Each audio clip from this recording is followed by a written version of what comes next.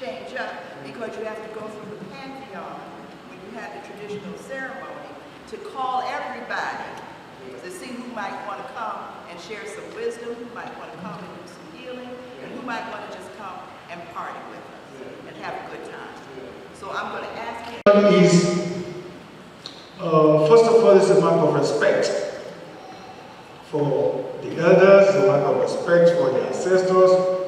It's a show of recognition for those who have come before us, because without them, we wouldn't have been here. So that is the essence of libation. First of all, we have to acknowledge the existence of Almighty Olodumare, the creator of the universe, the one who has made it possible for you and I to live up to this present moment. So we have to acknowledge our ancestors, especially those that perished during different periods of enslavement. Without them, we cannot be here, because they were here before us, and we also have to acknowledge the tremendous contribution they have made to humanity. So we acknowledge them, we adore them, we pray to the Almighty to give them peace. And we also pray for the repose of their souls.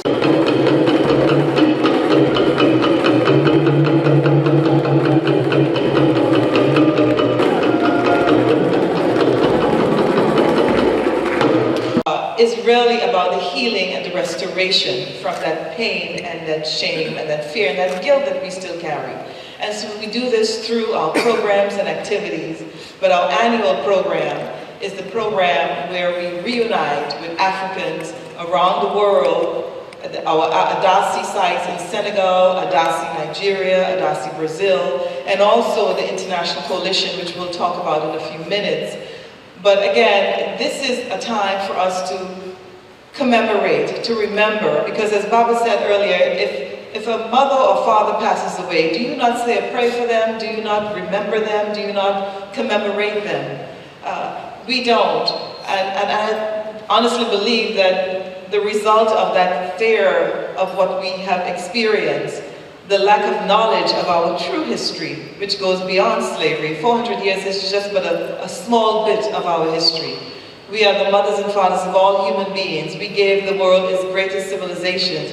We gave the world its first humanity. And so this is who we are as African peoples, people of African descent. And so as we do this, we commemorate those who perished, the millions who perished in the Middle Passage, but we also commemorate those who survived the Middle Passage, because it is their shoulders that we stand on, and we draw upon their strength, their courage, their determination, and that keeps us moving forward. And so Adaci as a reconnecting instrument to connect the children, our future, to our presence and to our past. It evolved into us eventually building the altars, because we always had those on the side, because in our mind we needed our ancestors' strength and their energy to guide us and to propel us forward in terms of the work that we were doing, and also to put a hedge of protection over us. So today, as we go to the river, I call upon us to put a hedge of protection upon all of the children who are here because of the times in which we live at this point. And I want us to reach out to each other in love and embrace each other as we go, because we're not just saying prayers for those who made the supreme sacrifice, but we're also saying prayers for those that in that sacrifice, what it was behind it was love. And love does not die. So we are going to love each other, and we are going to hold on to each other, and we are going to be uplifted. And as the children of Conqueror raise the energy for us to be reminded that they are our future, and that we must embrace them, protect them, love them, guide them, and give them everything that we have to give them so that they can be better than who we are. Ashe, Ashe, Ashe.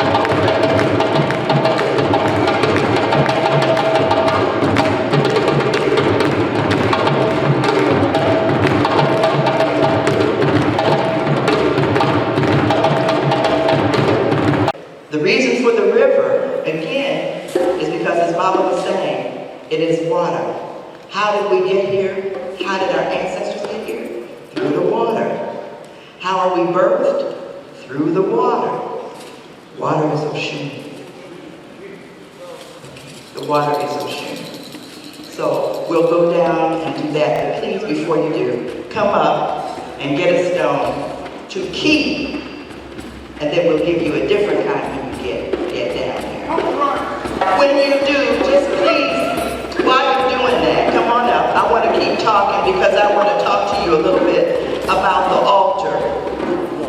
Because very often, folk don't realize that we painstakingly pray over the altar to figure out how we're going to try to show you something that's within the theme of what it is that we are doing. So in this altar, we were very fortunate that the sisters also ran into someone who was from the Gambia or Benin, and he donated this figure here, which we have as our centerpiece, which is a rendition of Mami Wata. Mami Wata means mother of waters. You see, she is a more recent deity, and this is the first rendition that we've ever seen where the child is at the breast. So the child is being nourished by the mother of the waters. We also have our Sankofa bird.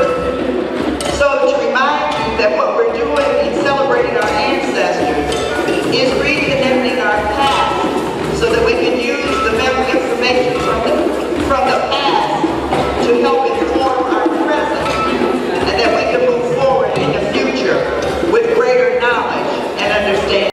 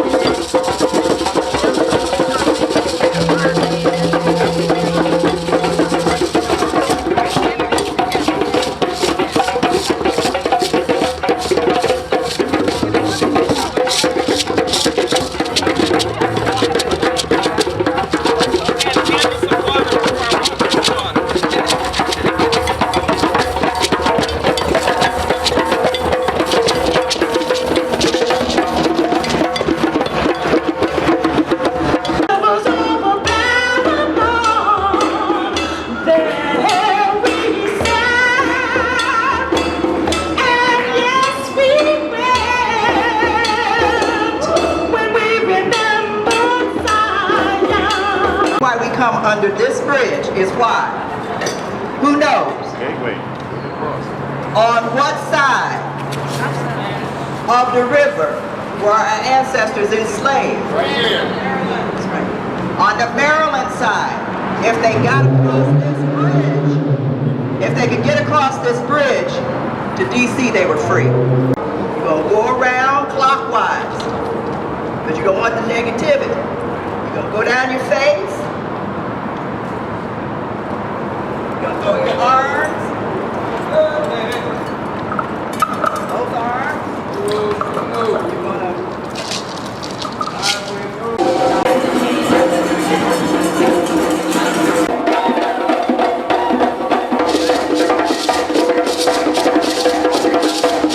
within. It's always within, and that sometimes there are things that block us from being able to receive it. And so one of the biggest blockages that we have are the thoughts that become our words. So we begin to dwell in the things that we do not have and who we are not, and we begin to usher into existence an era of negativity. We become, constipated, we coagulate. So spirit can't move because of the sugar that we say. How about that? Things that we learn about ourselves, about we have big noses and big lips and we don't have good hair, all those things that we learn to say that are not in divine order. But if we honor the divine that created us, we honor the divine that is within every single day, honor those that came before us, then our presence becomes more in order, and then the future is definitely certain, right? So we're talking about our children, but if the children are out of order, the question becomes, what disorder created their disorder? All right. So if they are out of order, it's not because of them, it's because of those that came before them. In order to be established, then the parents must stand up and recognize that there's a thing, first and foremost, called divine order. Recognizing that we come from a seed, that we come through ancestors, and that everybody in this room, is going to be an ancestor someday. The question becomes, will somebody call you by your name? All right. Will you do something today that will make somebody say that I must call upon them because what they delivered has inspired me to become better? So this day is about being more better. More better. Being better than we were yesterday and being twice as good on tomorrow. That something should happen today to say that we get in order. We understand that we are divine, and that we recognize that we've come through the wombs of people who really cared and loved for us. Ashe, Ashe, Ashe, Ashe. For convening the panel, and again, of course, Shirikiana, incredible film.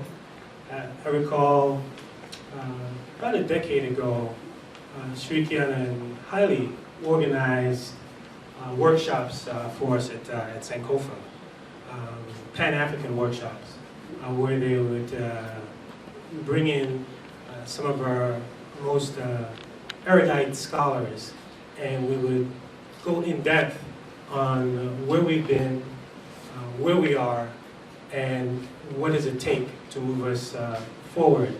And those sessions had an incredible impact on my thinking around Pan-Africanism, particularly as it relates to the challenges that we faced, enormous challenges, which Shirikiana documented in her film. In a small Black-owned business and help them get to the next stage, help them get to the point where they can expand, because we need to be the #1 employers of Black people, and that's not going to happen if it's just a solo entrepreneurship or a mom and pop that that is barely clearing 6 figures a year. We need Black-owned enterprises that are able to employ Black people by the hundreds. And so as an individual, you can start to buy Black and look for Black-owned businesses. You can also invest your money in promote music videos, still sometimes tend to promote narratives that are not for our liberation. Sometimes still, in even trying to get white people or people that aren't us to see us as human, then use images of our death to then get them to see us as human, to get them to feel the empathy of that we're dying, as if they don't already know that's the case. And so the question then becomes, again, it's not how come we're not there? Because we are in the media. It's not how come we don't have our own network. We have our own network. The question becomes, what images are put on all these different platforms that are either for or against us? Were the brave ones. And many of them lived. And because they lived and survived the ma'afa of that time, we are here. Ashe. And so what do we owe them? What do we owe them? They who lived and survived and endured, who were stolen and enslaved and tortured and oppressed, those who fought and toiled and freed themselves and freed others and were freed. Some say we give them monuments they deserve to memorialize their accomplishments and their courage. We owe them that. Others say we give them special months and days and events to commemorate and observe their lives and achievements and triumphs. And yes, we owe them those too. And still, there are some who say we give them our acknowledgement and our prayers and our songs and our poems and our acts to continuously keep them alive and praised and respected. And of course, we owe them these. And I also say we owe them our all. Ashe. I say we owe them to own our freedom. Uh-huh. I say we walk tall. Uh-huh. We stand high. We never forget their struggles. We always remember their victories. We, every day, stand on their shoulders as free Africans all throughout the diaspora. We honor them with our living. We honor them with our freedom. Ashe. We thank them for what they have done to get us where we are. And we will go further. And we will strive harder. And we will continue to reach the constellation because we are the brave ones now. Ashe. We are here because of them.